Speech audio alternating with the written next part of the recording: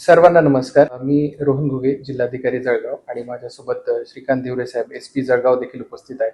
आम्ही संयुक्त बैठक घेतली. त्याच्यामध्ये जिल्हा प्रशासन, पोलीस प्रशासन आणि त्यासोबतच आपल्या जिल्ह्यामध्ये पेट्रोलचं सप्लाय करणारे जे काही सप्लायर्स आहेत आणि त्यांचे रिटेलर्स आहेत यांची सगळ्यांची एकत्रित बैठक घेण्यात आली. त्याच्यामध्ये IOCL, BPCL, HPCL, नयारा आणि रिलायन्स या सगळ्यांची बैठक घेण्यात आली.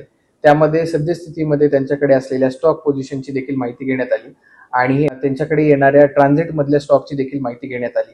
त्यासोबतच मागच्या वर्षीची काय परिस्थिती होती, ह्याच महिन्यांमध्ये आता पेरणीचा सीझन आहे आणि त्याच्यासाठी जमीन तयार करण्याची पूर्ण कार्यवाही चालू आहे आणि त्याच्यासाठी मागच्या वर्षी देखील सिमिलर प्रकारची डिमांड होती. परंतु जर आपण बघितलं तर पेट्रोल आणि डिझेलच्या कंपॅरिझन मध्ये पेट्रोलचा स्टॉक हा सगळ्या IOCL, BPCL, HPCLच्या सगळ्या सेल्स मध्ये आणि रिटेल्स मध्ये सगळीकडे व्यवस्थितपणे उपलब्ध आहे.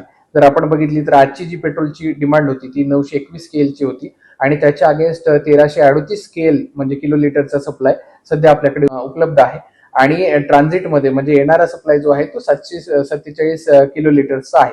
म्हणजे पेट्रोलच्या सप्लायमध्ये कुठेही कमतरता नाहीये. आपल्याला कमतरता जाणवते ती डिझेलच्या सप्लायमध्ये आणि ती देखील जर मागच्या वर्षीच्या कंपॅरिझन मध्ये मागच्या वर्षी या तारखांमध्ये आपण जवळपास 1300 किलो लिटरचा सेल केलेला होता आणि या वर्षी तो जवळपास 1620 म्हणजे 320 किलो लिटरचा एक्स्ट्रा सेल होऊन देखील आपल्याकडे स्टॉक पोझिशन बघितली तर 1490 किलो लिटरची स्टॉक पोझिशन सध्या आपल्याकडे उपलब्ध आहे आणि येणारा जो ट्रान्झिट मधला जो स्टॉक आहे तो 1614 किलो लिटरचा स्टॉक आहे. म्हणजे आपल्याकडे असणारा स्टॉक आणि येणारा स्टॉक हा पर्याप्त मात्रेमध्ये आहे. परंतु अफवांवरती विश्वास ठेवून काही लोक पॅनिक बाईंग करताना दिसून येत आहेत आणि या पेट्रोल आणि डिझेलचा स्टॉक करून ठेवत असताना दिसून येत आहेत. त्यामुळे काही पेट्रोल पंपावरती डिझेल संपल्याच्या घटना आमच्या निदर्शनास आलेल्या आहेत आणि त्या ठिकाणी मग रांगा लागणे आणि त्यानंतर जिथे पेट्रोल डिझेल उपलब्ध आहे अशा पेट्रोल पंपावरती सगळा पूर्ण लोड डायव्हर्ट होतोय आणि तिकडे मग रांगा लागण्याचे चित्र आपल्याला दिसून येत आहे. तर माझं नागरिकांना आव्हान असेल की आपण पॅनिक बाईंग करू नये. आपण जरी मशागतीची पण डिमांड जर कन्सिडर केली तरी पर्याप्त मात्रेमध्ये आपल्याकडे साठा उपलब्ध आहे. काही काही रिटेलर्स कडून आपल्याला जेव्हा माहिती घेतल्याच्या नंतर कळालं की जे साठा तो 4-4 दिवस सेल करत होते तो साठा ते आता 4 तासांमध्ये सेल करत आहेत. अशा प्रकारची इतकी मोठी पॅनिक बाईंग सध्या लोकांमध्ये सुरू आहे. त्याच्यामुळे कुठेतरी डिझेलचा आपल्याला तुटवडा काही काही पेट्रोल पंपांवरती झालेला दिसून येतो. परंतु सप्लाय मध्ये कुठेही कमतरता नाहीये. मागच्या वर्षीच्या कंपॅरिझन मध्ये मोठ्या प्रमाणावरती सेल करून देखील आपली स्टॉक पोझिशन चांगली आहे.